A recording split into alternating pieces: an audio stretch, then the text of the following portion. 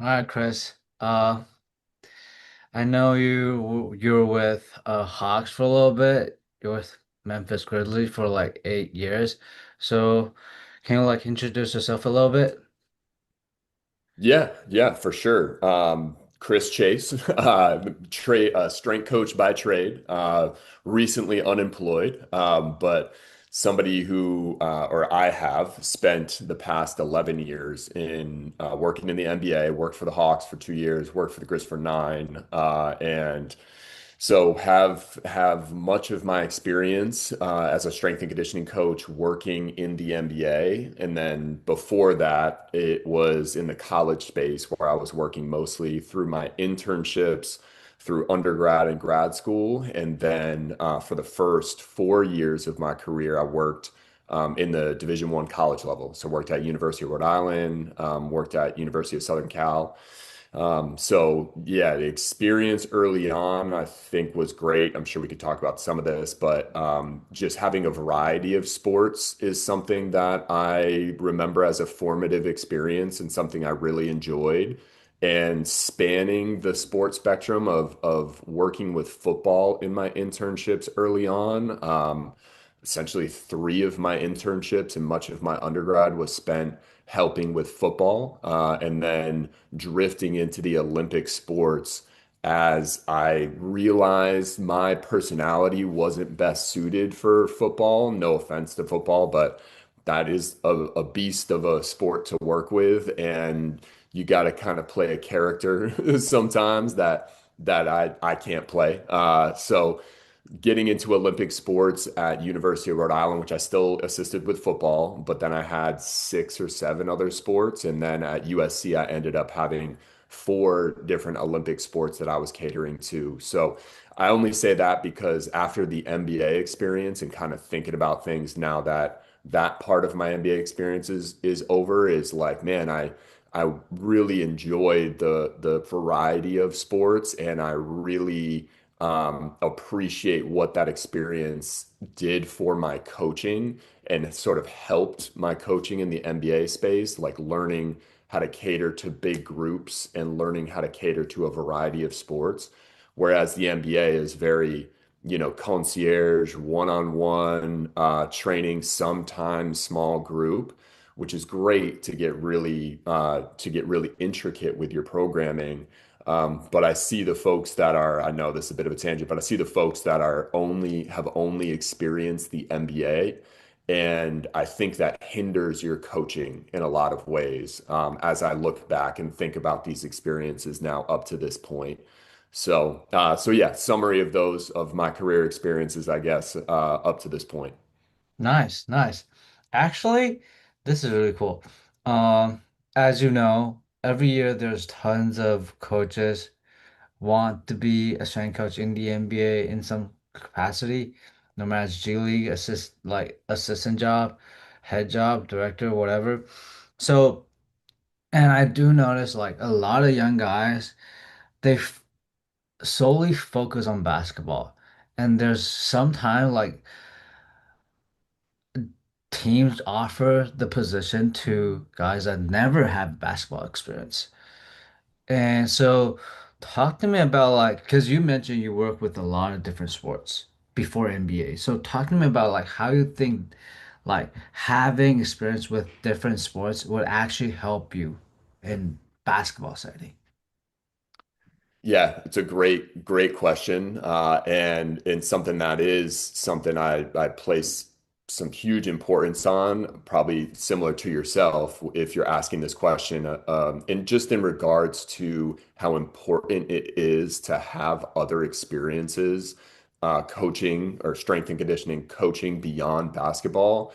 The first thing I'll say is more of a hot takey sort of polarizing thing to say, and I mean no offense, but basketball is probably one of the worst strength and conditioning training cultures in the world.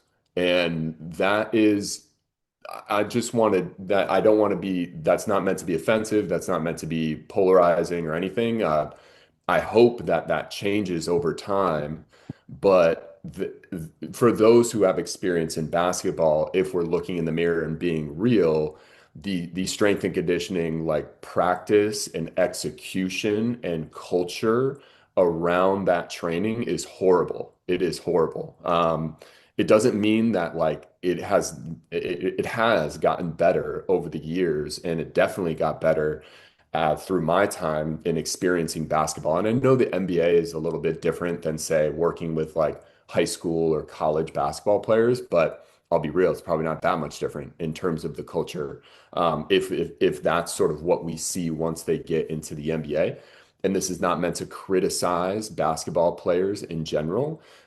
It is one of those things that I hope over time in this, like in the grassroots, younger spaces of basketball training in your middle school, high school, college, that that's where you sort of build this culture around like what strength and conditioning practice really means and how to improve that for a basketball player.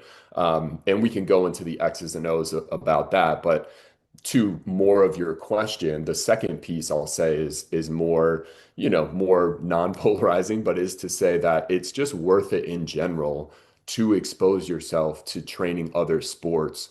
If we're saying that variety really makes a difference for youth athletes, for instance, like, oh man, have this robust nervous system stimulus by playing multiple sports, and that's so good for youth athletes. I would carry that same concept into coaching as well, where I think you're getting some robust learning by getting exposed to or coaching a variety of sports. And in college, what I loved about coaching in college, where you do get it, you are involved with coaching larger groups. Say I had my baseball team at USC coming in. That was sometimes one group of 30, post practice, they're coming in. They were a late lift, 5 p.m. maybe. 5:30 they're coming in. So this is just like, hey, we got to get the team in post practice to execute this lift. I mean, that's 35 guys in the room that you're trying to take through a high quality training session. That's very difficult. And that's a nice challenge for a coach to understand how to do that. And I think my being being like an orator in your coaching session, like understanding how to like be succinct with your wording and be really smooth, like especially in basketball, like I'm very impressed by coaches that are super smooth. Like if I'm watching a sport coach, like when they're disseminating information to the team and going over drills, I really enjoy watching coaches almost more than the athletes sometimes because I just love how people present information. And if you're a smooth talker, not in like a negative way, but you're succinct, you don't try to use words that are too complex. It's very practical in the way that you're presenting the information, and you can get things done really quickly with like what you're trying to convey to the athletes. College and football specifically, because it's so chaotic, really allowed me to sharpen that skill where basketball being so one-on-one, it doesn't do that. I think coaches, again, this is being, I'm not trying to be, I don't want to swear on this, but I'm not trying to be that guy to be negative, but like maybe a warning to younger coaches that only want to focus on basketball, your coaching is going to suffer. Like you are not going to build certain skills that you need to build as a coach, as far as your presence, as far as when you stand up in front of a group and you're trying to troubleshoot and find solutions for, this person really quickly. And then you've got three other people over here that have a question that you need to cater to. And then you're trying to get another small group going with one of their individualized exercises, and you're trying to keep your eyes on the whole thing and convey information to a group. That skill is sharpened in some of these other sports that allow you to be a part of like bigger group environments.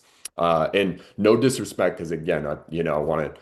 I'm sure people could come back and say like, "Hey, look at some of these college programs, and you see." On Instagram or highlights, and they're in groups and maybe they're doing like summer, beast mode training and competitions and stuff like that. And you do see these group environments that happen in basketball, but it is one of those sports that lends itself to more of a individual one-on-one sort of personal training setup, which I think is again, it just doesn't sharpen some skills that I would place super high importance on in your coaching. Nice, nice. I love that. I love that. And I totally agree that like working with different sports will definitely help you a lot when it comes to like coaching basketball. Mhm. Yes. Yeah. I So agree. I what? agree. Yeah. Yeah. And maybe to that point, because like you're saying, it's like, well, if you coach basketball, you just need to sharpen those one-on-one skills. There's just times where you're gonna get, how do you look during, this sounds stupid, but your dynamic warm up, your multi-directional speed sessions, if you fancy yourself someone who wants to be kind of like a sport coach or involved in the basketball training, those are things that it's like the weight room. Yeah, man, you're gonna get your classic lifting exercises done. And I know that's to a fault, and I don't think this is good at all. We focus on the lifting side as strength coaches, and it is strength and conditioning suffers, as well as I think the multi-directional speed sessions, your plyometric work, your dynamic warm-ups, your things that you might do with the sport coaches that are on court. Man, I see a lot of strength coaches really crumble and really suffer in those environments because they haven't had that sort of skill sharpened over the years where you're on a court, you got 3 to 6 guys that you're trying to take through some multi-directional speed stuff, and how you get through that session really smooth and quickly with the least amount of words and the least amount of cueing, but still make it trainable, as I would say, or very productive in actually sending this signal for improvement of a training quality.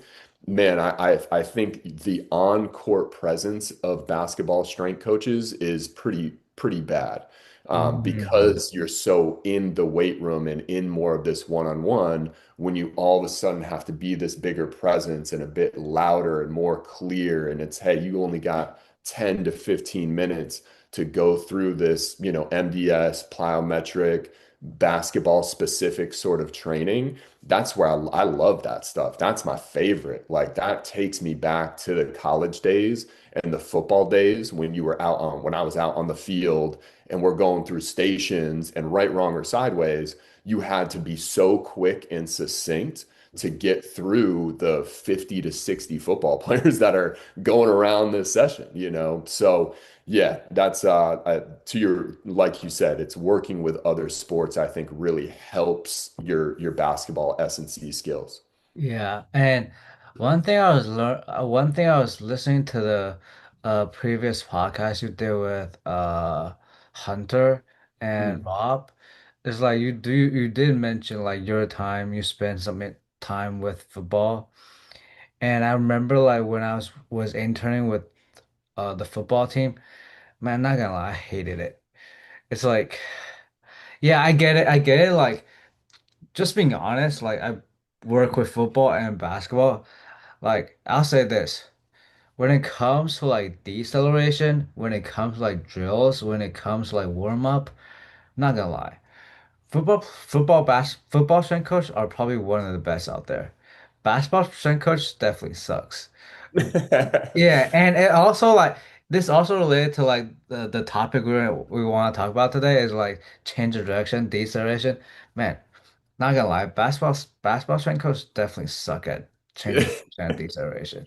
Coaching, yeah, coaching, I totally agree with the coaching part of it. And it brings up a great thought to your point. Couple things of um, the programming and the like on the internet, strength coaches talking about the importance of deceleration and change of direction all over the place in terms of basketball. Like common rhetoric right now is like deceleration is so important. By the way, acceleration is super important as well, because how are you blowing by defenders and how are you defending if you can't accelerate? So I love how we get into these buckets where it's just like, oh, like everybody's talking about deceleration. It's fashionable to talk about it, so that's all we talk about. And we talk about what the programming would be, and that it's important. But it's like, okay, like let me see you coach a, whatever on the court. You're bringing, I'm just thinking of like how commonly I would do things in like a small group. We got one group that's coming through. They're about to do their basketball session with their individual coaches or go into a practice in the off season. I'm going to take 15 minutes before that for a multi-directional speed session or a session that predominantly included multi-directional speed work and plyometrics, sort of as a prep or warm up, but more so as a training session prior to their basketball work. Okay, coach, let me see how you get those guys through that session and execute something that to me is not a waste of time. It is not fluff. It is not a random dynamic warm up. It is not you over cueing the hell out of these guys as you waste time and not really get anything done. That's what impresses me from a coach. Like if I'm interviewing, if I in the future have a chance to hire any coaches or look at a young coach and I'm bringing people in to interview for an assistant job, et cetera, et cetera. I still want to see you coach. And that is the proof is in the pudding. It is about the session. The session is sacred. Like that is what you should be focusing most of your time and energy on getting really good at. And to your point with the, warm-ups and deceleration work and like MDS stuff or whatever we want to talk about in that bucket, football coaches are just so, S&C coaches are just so used to that because that's a part of the environment. But now basketball, we're so much emphasizing this, but yet we don't have the coaching chops to really execute those sessions beyond just talking about deceleration on the internet. It's like Yeah. rarely am I impressed by the on-court coaching from basketball coaches. I'm impressed that we're talking about, force production and deceleration and change of direction as something that's important. And that's great. I love those conversations with people. But, this is me being I mean, I shouldn't say this to sound egotistical, but it's like I'll coach circles around you on the court just because that's always been a part of my programming from year one, day one, is doing sessions that included multi-directional speed plyometrics, et cetera, knowing that stuff is equally as important as doing a lift that includes only sort of slow lifting stuff, which I think is overused and overemphasized in our S&C culture. Nice, nice, nice. I love this. And like obviously you've been posting a lot of like change of direction, deceleration, or like multi-directional speed. Your thoughts on like Instagram. So me and my mentor Adam Petway 2 years ago we went on a trip to 10D1 par 4 basketball schools to test their like XYZ axis of deceleration.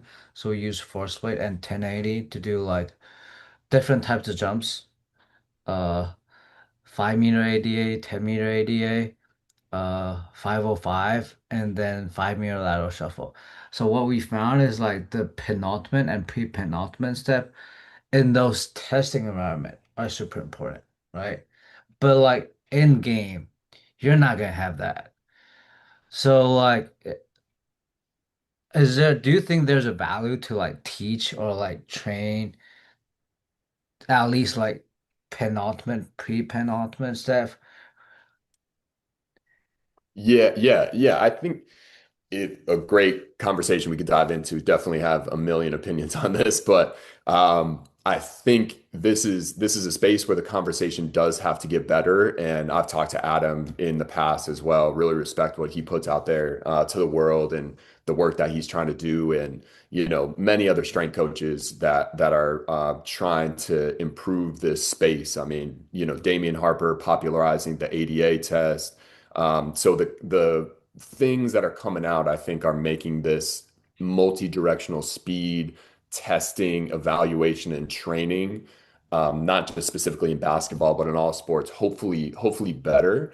Because I think there's a lot of fluff and wasted stuff. So to your point of the, penultimate or anti-penultimate steps, et cetera, I don't use that language a lot because I think that's very confusing to people. Yeah. Penultimate, pre-penultimate, anti-penultimate, like whatever penultimate language is being used, I have always been confused by that. So I what I will get into is I do agree that what I found in measuring the kinetics and the force outputs, the ground reaction forces during ADA testing, which, I've said this ad nauseum on social and other podcasts, but the three tests that I ended up using to evaluate multi-directional speed and top end speed, as I would say, or high velocity running, was a 10-meter ADA test, so 10-meter acceleration deceleration ability test for those who are familiar. And then I used a more proprietary test that I haven't seen people use, but a 5010 slide sprint test. So that was slide 5 meters in one direction and then change 180-degree change into a 10-meter sprint. So I say that to say that what I learned from the ADA testing is that I was most interested in early deceleration. If we're kind of using the things that Damian Harper initially talked about with his research and what, measures or variables that he looked at in the ADA, like he talked about the early to late deceleration ratio, for instance. So I started to look at that and I realized like the early deceleration steps, like not even talking about, whatever penultimate, anti-penultimate, and like rewinding it. Once you started to decelerate, like if I'm using, and I used view motion was helpful during this period of time to understand like when are you starting to decelerate? And let me look at those initial steps once you start to decelerate. Now, what number steps are those? I don't know, because your late deceleration, you're gonna like pitter patter into like that decel, right? Like those late deceleration steps in an ADA, I'm talking about sprinting linearly and then saying come to a stop as quickly as possible. I almost don't care about those late deceleration steps at all in this specific test because what I'm trying to evaluate with these tests is something relevant to the sport that is kind of testing almost well, it is your max capacity, like the worst case scenario, the highest forces that you are going to be exposed to. How do you, number one, handle those forces, and how much force can you produce or attenuate, essentially? So the initial deceleration steps once you are getting to your highest velocity. So if you're sprinting through 10 meters and then the cue is you got to go through 10 meters before you start to decelerate, you can get up to whatever, 14, 15, 16 miles an hour in that period of time. And then you have to, especially with that first and second step. Well, I started measuring the 4 steps, but I'll go into that later. Those initial steps are crazy stressful. Like for me, I would measure that ground reaction impact force. So that just initial hit into the ground at 6 to 8 times body weight in the first 1 or 2 steps. The third and fourth step of that initial part of the deceleration could still be upwards of your 4 or 5 times body weight in terms of that initial peak or spike from that collision with the ground. Now, the force after that, like that more active part of the curve after that initial spike, yeah, that is, of course, lower, and you are attenuating that during that ground contact time. But that's high force, high collision forces, and high amounts of impulse due to these high peaks and high rates in those initial steps. So to me, I don't know what penultimate language you would apply to the first 4 steps of the deceleration because I'm not looking at the end of it and then rewinding to go penultimate, anti-penultimate, like going backwards. I'm looking at where you got to the highest velocity because obviously when you try to break from the highest velocity, that's going to be the most stressful steps. So the stress decreases over time once you get into those subsequent steps in late deceleration. So in that particular test, and I'll get into what you talked about with specificity, but for the ADA, I only started to care and measure the initial 4 steps of the deceleration, which kind of covered the first 50% of the decel to say, hey, during early deceleration, what are the kinetics of those steps? And it just made it even to be like, all right, let's measure 2 on the right, 2 on the left in terms of the ground reaction forces. Now, with the 5-0-10 slide sprint test, that was the late deceleration test for me. So to have an early decel test that subjected somebody to like, hey, how well do you decelerate or how well do you attenuate or produce force when you are subjected to 4, 5, 6, 7, 8 times body weight? I want to know that because that's going to happen in game. If you are barreling down the court and you're going coast to coast, and then you try to Euro step around a defender and then finish at the rim, that step that you threw your leg out in front from a high velocity to then get around a defender, that's probably 6, 7, 8 times body weight. That's not ADA specific. That's not early or late decel. That's just a step that is very stressful. So with the ADA, just like a 1RM back squat, I'm just looking at your max capacity and how do I subject you to that max capacity in a 1RM is put as much weight as I can on your back if you're doing a back squat. How do I subject you to a max capacity challenge in multi-directional speed testing? I have to make you like run a certain distance. I have to build up speed, maybe use the 1080 to pull you into it faster. But all I'm trying to do with the multi-directional speed evaluation is do whatever I can do to like get to that max capacity challenge or stress. And I don't think that in that ADA that I'm saying that's sport specific because you're right. Like it's not going to happen as clean as that in sport, but we need it to be clean in testing to get valid and reliable information, you know? So the 5-0-10, that became my understanding as I continue to measure this stuff, more of the late deceleration test. And that's maybe, like you said, more sport specific because in a reactive environment like sport, what are you getting? Late decels because you're not preparing. Like you're reacting to the environment around you. So it's more, you're getting more subjected to these late deceleration challenges. And that just means that you don't have time to sort of be like, all right, I'm getting ready to decelerate. Here's 1 step, 2 steps, 3, 4, 5, 6, 7, and then come to a stop. The 5-0-10 test allowed me to get you a sport specific sort of movement of sliding into a step that is outside center of mass, and then you have to redirect yourself in another direction, which, as we know in basketball, is very common. Like it's not going to be this straight line deceleration. Most of the time, that foot's going to be somewhere outside of your center of mass, and you're pushing yourself into some or redirecting yourself into some other angle. So when I'm sliding into that change of direction, that is a moderate speed because I'm using a slide, and I've probably explained this too many times. So, guide me in a different direction if this is not helpful. But a defensive slide into that change gets you a moderate velocity. So for a lot of players, they were able to handle that velocity going into the change.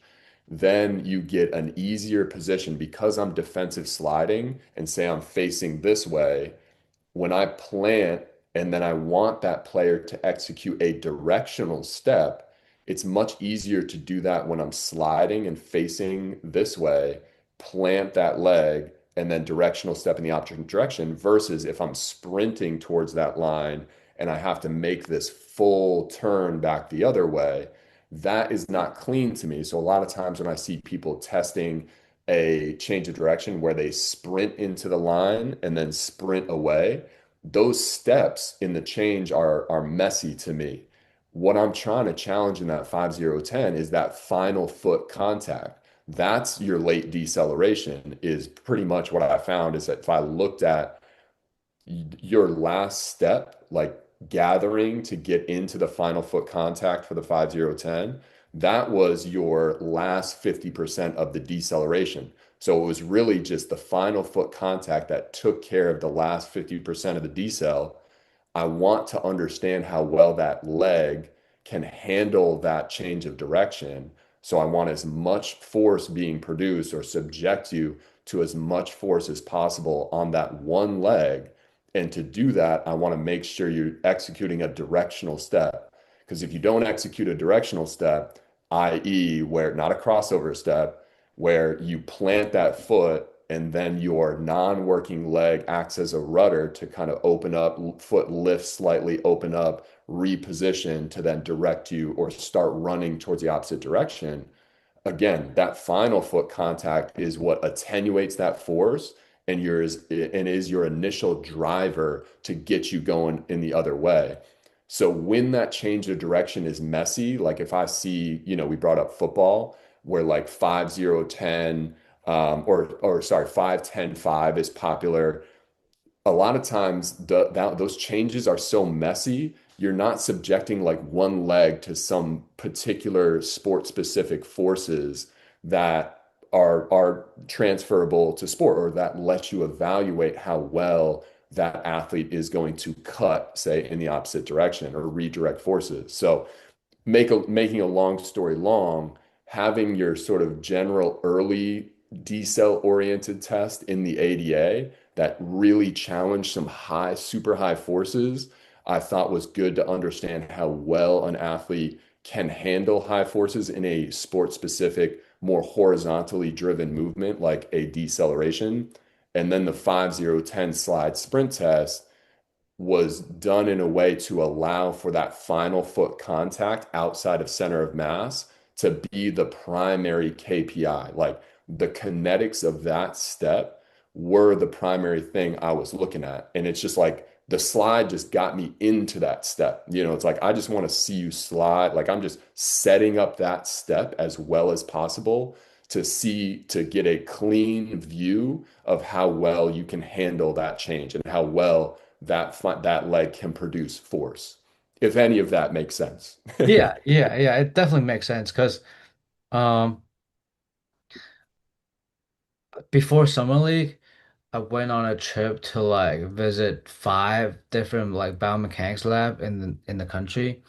Like can't say some of their names, but uh one of the discussion is like a lot of ACL happened because like poor deceleration quality. And if you look at like the kinetics, like you said, uh, early early deceleration, you need to handle more force than late deceleration. But like injury don't happen early; they happen late. So we're discussing why, and obviously like we don't have an answer yet. But like having a test to like uh almost separate or almost test different quality like early and then this the 10-meter ADA for early and then 5010 for late, which is pretty cool. Yeah, yeah. And like you said, it's like we're still figuring things out. And to that point about the ACL stuff or injuries happening with late decel, because again, it's like obviously in sport we we get caught up sometimes with like the specificity and then forget what our jobs are and what in more generalville, like I know we get kind of specific, but we as strength coaches are more in the general space unless you are also a sport coach. So with testing, I think it is super difficult to like, I don't want to go on the mission to be like, how can we replicate the sport, in this test? Because it's just so hard to like try to make things reactive and like a lot of the tests that try to make or allow you to evaluate multi-directional speed and they add a reactive component, I've never really liked. I think they just end up being messy. And then it's just like, well, what can we measure from this? Like, it's so hard to get reliable data from that. I would rather stick in Generalville. So the point I'm trying to make is like, if I can, just like a 1RM in lifting, I keep going back to that because that's maybe a common thing that we can all understand. I'm just trying to get your max, like a view of what your max capacity is in something that I can measure well and that is close enough to the kinetics fingerprint of the sport, which is slow back squat, by the way, is not. But with the ADA, that's what I'm saying is like, I am just trying to set up a drill that forces the forces that are similar to the game. So it's like, I know those early decel steps in the ADA are not sport specific, but it's a clean enough way for me to measure something that's like a more dynamic emergent task that is similar to the sport, and to then measure or to subject you to forces that are close to the sport, but in something that we can actually get good information from. So it's like, yeah, in sport, when you tear your ACL because you tried to cut around a defender and that was late deceleration, it's like I know I can't mimic that in my general training, but I can mimic the forces in that. And it's just like, okay, how do I get you to get to those forces? Again, you manipulate distance, speed, how quickly you have to brake. Like those are the things that I want to do in a drill because I'm more kinetics based. I'm not as bullish on kinematics and that and the emphasis on that, which many coaches are. So just, differentiating between I'm more of a force guy versus a we're going to fix how you move because I don't even know what is good and bad movement in sport. And we can talk about some of that, but yeah, like in the testing space, I'm just trying to like get you to produce your max capacity in something that kind of looks like the sport but also provides reliable information. Nice, nice. Um, one follow-up question related to this is, like I mentioned, 2 years ago we went on a trip to 10 different schools, and it's Mm. all like D1 Part 4 schools, like Alabama, Auburn, Michigan, all those schools. One thing we did notice is like when we asked them to do like 5 meter lateral shuffle and a modified 505, it's like everybody moved different. Like if you compare like athletes from Michigan to Pitt to Auburn, they move different, right? But if you compare like bigs from Mich like two bigs in Michigan, they actually move kind of the same, or two guards in Pitt that actually move kind of same. Which I mean, like it's probably like the way the head coach want them to play defense whatsoever. So. Uh, in your experience, when you deal with like uh kids just graduate or kids just got drafted, like they're gonna move differently. So do you kind of like, I don't know, teach them the way you feel like it's better, or Yeah, I mean the teaching, like using that word teaching sometimes too with multi-directional speed stuff and plyos is like I think overused with people, especially nowadays. I think I see more people telling stories about wanting to change the way somebody moves versus the story that I'm more interested in, which maybe is considered more of like the old school meathead vibe of like I'm interested in like building capacities in the three strengths that I believe in, which are absolute speed and reactive strength, and using these efforts in your training to help improve those strengths. And what I am focusing on is just setting up the exercises to allow to maximize trainability. And I've talked about use that term trainability, before, where all I'm trying to say with trainability is to maximize the good over the bad. Can I maximize how well the signal is being sent to improve one of those three strengths? Can I maximize the distribution of those forces to the intended joints and tissues, or be more targeted or maximize how targeted I am with that? So if I'm setting up the multi-directional speed drill in a way that does that for the highest percentage of people in the room, that's what I'm looking to do. And I think sometimes like I'll hear people say like, oh, that guy can't move or he can't slide or he can't do this in like a movement thing. And I'm like, what does that, what does can't mean? Like they can't slide? Like, are you kidding? Like I'm watching film right now. I see them doing it. Maybe they don't do it fast or as fast as you want them to, but like I don't understand the can't piece. It's like, oh, they can't do this. So like we got to teach them something. It's like I'm not teaching you, especially in the NBA or college or even high school. It's like I'm watching film. You are doing it. And yes, you're doing it in a way that is different than the other guy based on your anthros, based on your joint workspace limitations, just different things that are your limiting factors versus somebody else.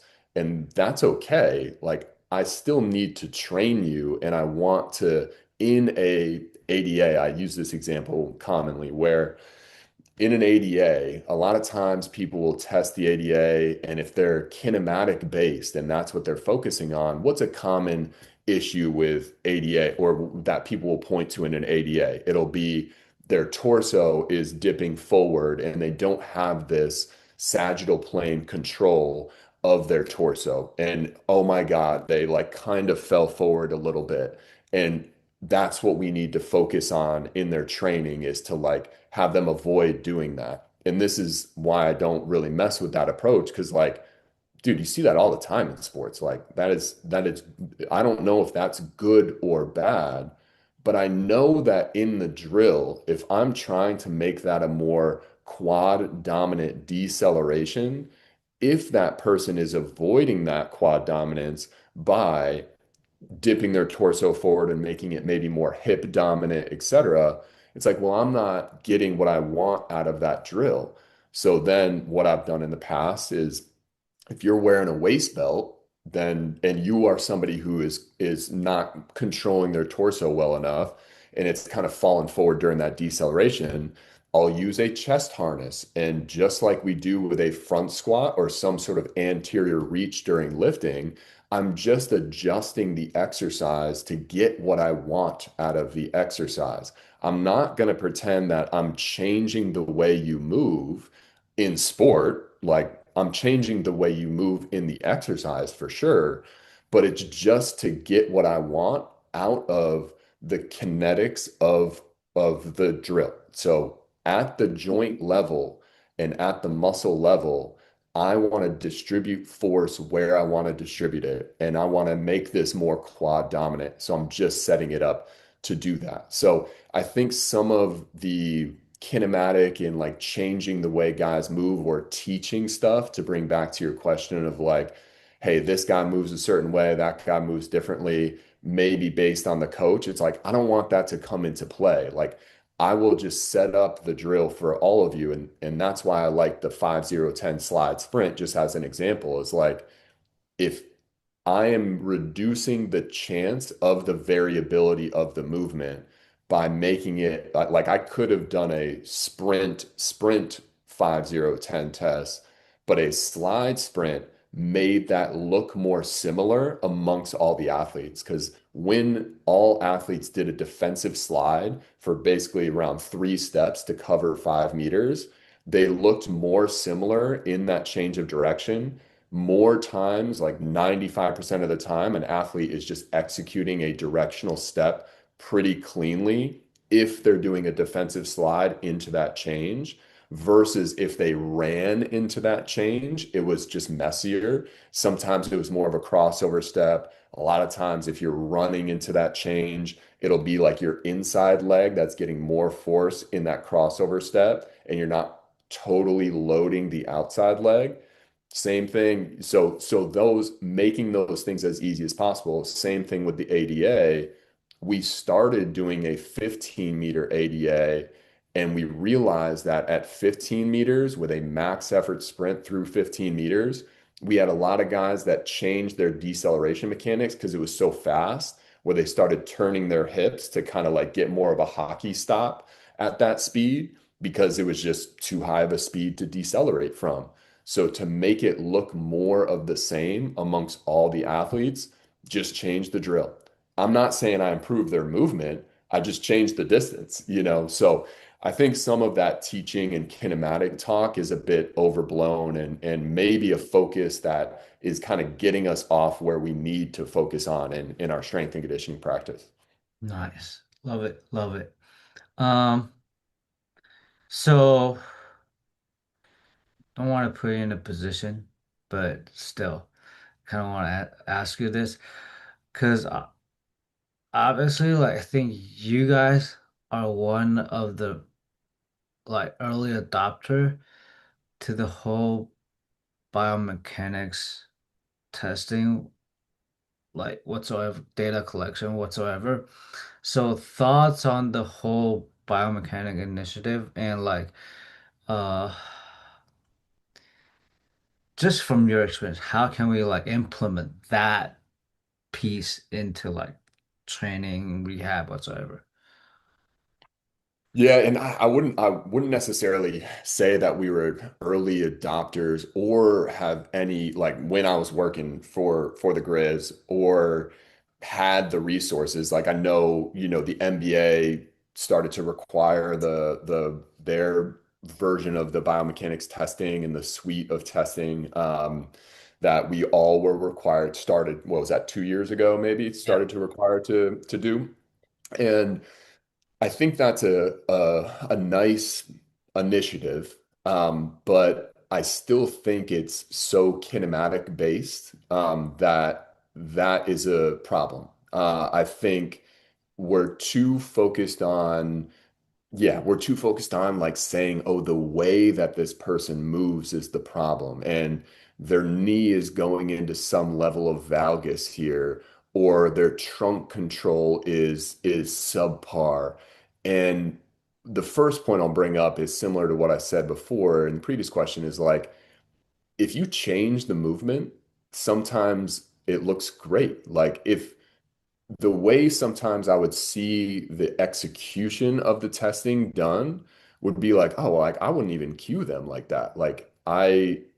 Or it'd be like, there's the lunge and return as a part of that testing. I mean, I'm sure you're familiar. Like I would see the lunge and return in this, and where we are referencing this required MBA biomechanics testing, not testing that we as coaches came up with, like the higher ups came up with this, where I would see that get executed. I'm like, everybody's doing it differently. Like, if that person did this differently, they would look much better and yeah, their kinematics would be much better, let alone their force production as well. So, for instance, like if you do a counter movement jump and you are cueing that person to jump as high as they can, what are you saying? You're saying they need to build up a ton of velocity. And to do that, it's going to be this deeper counter movement. And then they're trying to jump as high as they can. And there's times where, okay, we see you, if you're going down into like damn near close to 90 degrees of knee flexion to get this counter movement jump done in the way that I'm cueing it, your asymmetry was high, or your kinematics and how the movement was executed. We could look at it and be like, oh, like knees doing this, foot ankles doing this, negative things about this movement. But if I said, hey, take off half the range of motion, make it a shallower jump that, by the way, looks more like sport because we're not doing these deep counter movement jumps in basketball, then they would look great.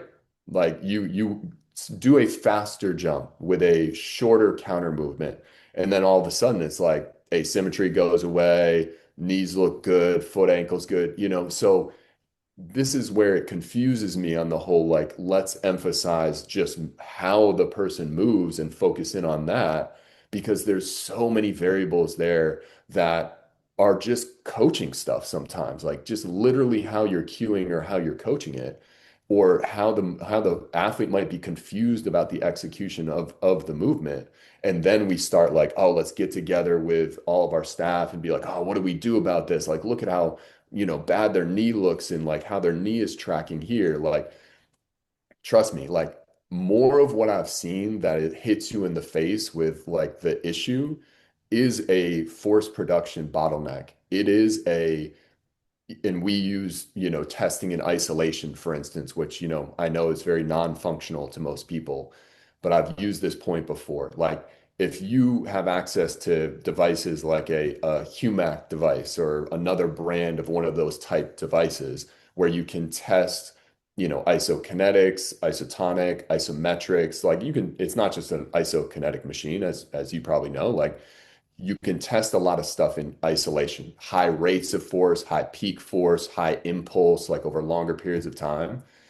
And you would just see, like, if you're like, oh man, why are they offloading their knee, or why is their knee motion less than stellar? It's like, measure their quad strength in isolation, and you're just like, oh, like at 60 degrees of flexion, you just see this dip and then it goes back up. It's like, at that range, of course they're going to be doing something wonky. And it's not because like, oh, we need to like do these correctives and these different squatting movements with a band around their knees or this or that, which I think we focused on in the past. It's like, yo, you got to figure out that bottleneck. And usually that's probably in isolation first. Or I don't even want to say like at 60 degrees, they might be like in pain. So that's a bad example.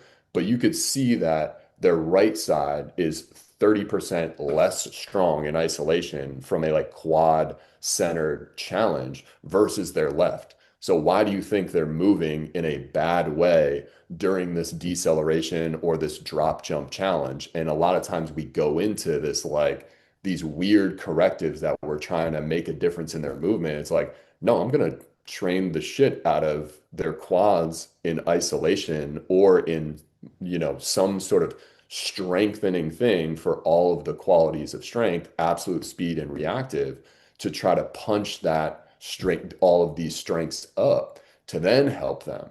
But that's my route to doing it. And again, I think the biomechanics piece and like the emphasis is still more on the kinematics than it is on the kinetics, which again, I just disagree with. Nice, nice. All right. Last part of this podcast, I want to ask you, uh, obviously, like NBA is a big beast. 82 games, and if you play to I mean, if you go to the final, that's like 100 something games. So it's not really about like getting our athletes healthy. It's like managing the chaos, managing like the small trauma or like, I don't know, micro, macro, whatever. So I think this is like the hardest question is like, how do you manage those injury during the season? Yeah, it is tough. Like you said, it is kind of just like triage in probably all sport, but in these sports like the NBA that are an unbalanced schedule, like I would say an entertainment-based schedule, not a performance-based schedule. And it's a high volume and in parts of the season, very high density of games, then it is, yes, it is sort of reducing the amount of degradation that's happening in general for healthy guys and for guys who are injured. Like you said, it's, sometimes you're dealing with a lot of that because you might be dealing with somebody that has a reactive tendinopathy and they're dealing with, symptoms there, or somebody that's going through a return to play, or somebody that's trying to just push through something that is an actual injury, but they can still play on it. And how do you work around that in training? Or how do you, as a strength coach, be of help in that situation? Maybe the first thing I'll go to is why I believe in getting rid of all the fluff and the things that I don't believe are leading to an adaptation as a strength coach. Because I'm working with the physical therapist as well and what they're doing to help that player who might be injured. But I also play a huge role in things that are considered in the performance bucket. So we are both trying to be really efficient with our work because, like you said, they're still maybe playing and they're getting subjected to this ridiculous schedule where you are playing in games that are super high stress. And sometimes you have to play two in a row or you have to play 3 and 5. And those things that sort of schedule doesn't lend itself for me to be selfish with the work that I want to get done. And this is why I believe in, using constraints, which I've talked about ad nauseum, and reducing the systemic stress from the exercises that you might be subjecting that person to. So for example, like, I've talked about, using machines and the things, the pieces of equipment that many people think are non-functional, right? And I know people are starting to come around. For instance, it's like having knee extensions and calf raises and hamstring curls and leg presses and things like that in the weight room, especially with basketball. Use leveraging those things to say, okay, you are dealing with something right now. Maybe your reactive tendinopathy, maybe you're still trying to like get back to 100% from some sort of hamstring strain. Maybe we had an ankle sprain that you're still coming back from, and we're still trying to get some of these qualities back.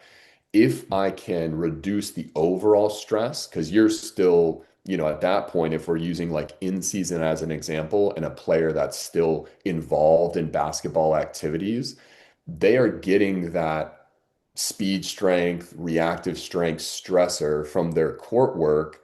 And I need to make sure that they feel phenomenal for that work, because it's like, hey, you're still playing, like you're still doing your practices, your individual work, you're still getting 15 minutes in the game, whatever, whatever. I want to make sure my work is the least stressful thing to still send a signal to either maintain or improve one of those three strengths. So it is just considering the overall stress that I'm subjecting you to. So for instance, another example could be like the volume that I'm subjecting you to. Like many times as strength coaches, we default to like, hey, we're doing 3 sets, whatever. It's like in anything, it's like, oh, at least 3 sets, maybe four, basketball, who we don't have time for 5, 6 sets.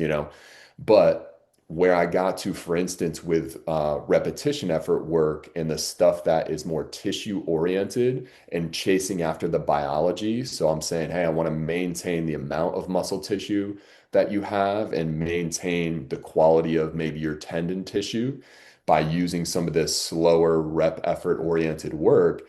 I realized I could get away with, for instance, 2 sets to 0 to 2 RIR, so reps in reserve. Like if you do a really well executed set, slow, controlled, not compensating with momentum, and actually push yourself towards failure in that bucket of the biological adaptation. So say I'm doing knee extensions, hamstring curls, calf raises, leg press, things like that, I'm able to set that exercise up really well and direct stress to where I want to direct it to. So you don't have to put a bar on your back if we're using like a barbell, like back squat, split squat, barbell deadlift, etc., that has more systemic stress to it. I'm able to kind of get rid of some of that systemic stress by using constraints and also reduce that volume to say 2 sets, because you are pushing yourself where you need to actually send a signal. Same with your max efforts. If I'm trying to do a max effort leg press or just a max effort lower body lift to maintain or improve absolute strength, then I want to get to 85, 90% of your 1RM. I mean, like basketball players are actually strong, but their anthros and their joint workspace limitations and their coordination limitations don't allow them to back squat 85 to 90% of their 1RM, because a lot of these dudes could probably squat 300 some odd Yeah. pounds for their 1RM. So at 400 pounds. So like, how are you getting to a working set at 300, 325, even 275 for 2 to 3 reps? It just ain't happening. Like that's a very difficult movement or exercise to perform and very stressful for your entire body, let alone the spinal compression and hips, knees, etc. I can put you on a leg press and I can isolate that force or that stress more to the lower body musculature and have you constrained with the back support of the leg press to reduce some of these compressive forces on your spine. And when you're locked into that machine, bro, you can easily get to 85, 90%. And we did that for many years with our players to get like a minimal effective dose of max effort work is getting on a leg press, hitting 3 to 4 sets of 2 to 3 reps and getting them in each of those sets being at that percentage that it needed to be. That was very easy to do. And I think guys, that's another thing, as you know, being in the environment, guys really, really appreciate when you use the constrained options in season, just because it's like, man, if I have to say we're doing a trap bar barbell deadlift from the floor again, or we're throwing a bar on your back again and trying to be like, hey man, we got to load this with a lot of weight to make an actual difference. They're like, oh man, come on, man. Like, oh man, like most of your NBA guys, what do you hear, especially like post-game lifts? If you're trying to make them do that stuff, it's like, can we do something else? Can we, it's like, that's just real. Like being in the environment, I'm not speaking theoretically, like that actually happens. Like that's why we went to the constrained options is not only because they're good at doing these things, but guys really appreciated them more because there was just less of this systemic stress. So maybe to come back to your question about the in-season management, the first thing I just think of is being really efficient with your training. And what that means is getting rid of the fluff and reducing the overall stress of what you're doing with the player to let them feel as good as possible and let them have more room in their stress cup to like get for the rigors of the sport itself versus me overloading or flirting with overloading their stress cup in the strength and conditioning work. I don't want to do that. Nice, nice. That's perfect. That's perfect. And that's all the question I have for you today. Uh, just so you know, uh, I work with few of your like few of the player that used to be with the Memphis Grizzlies, and they all say like, I mean, they all say like your crew are probably one of the best crew they ever been with. I Yeah. appreciate Yeah. that. It is So that is I think we all appreciate that for sure. And that was fun to have a long enough time to have like a crew together that was pretty consistent as far as like a staff and a staff that really wanted to try to pay attention to the top guys all the way through the entire roster. And I think that's one thing I look back on that I appreciate especially on a pro staff. Sometimes it's like, oh, we focus on our top guys and that's it. And, even taking out what we're doing, I think maybe was appreciated by folks because we had a big enough staff to do it, is to really cater to the first guy all the way to the 15th, 16th, 17th guy. So yeah, good to hear that some of that was yeah, appreciated. and not just one. There's a few players actually said that. So Awesome. No, yeah, I do agree. That does mean a lot. So hopefully maybe one of those players can hook me up with a recommendation at yeah, some they point. will. They will.